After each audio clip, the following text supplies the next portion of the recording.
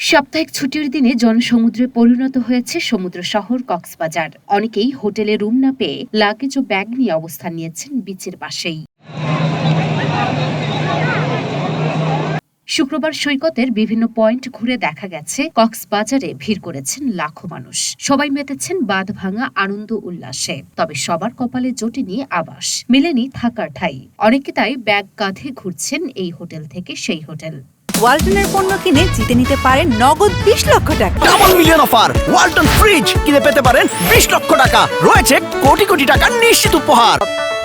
অনেকে আবার নিরুপায় হয়ে রাত কাটিয়েছেন বিচের পাশে চেয়ারেই। তবে স্থানীয়দের অভিযোগ, কিছু অসাধু ব্যবসায়ী কৃত্রিম সংকট তৈরি করে হোটেল ভাড়া দ্বিগুণ করেছে। প্রশাসনের অভিযান না থাকায় গলাকাটা বাণিজ্য করার সুযোগ পেয়েছে বলে অভিযোগ তোলা হয়।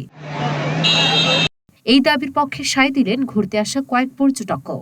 জানালেন, মানসম্মত নয় এমন রুমের ভাড়াও হাঁকা হচ্ছে প্রতি রাত 10,000 টাকা করে। তবে লাখো পর্যটকের নিরাপত্তায় বেশ তৎপর দেখা গেল পুলিশকে।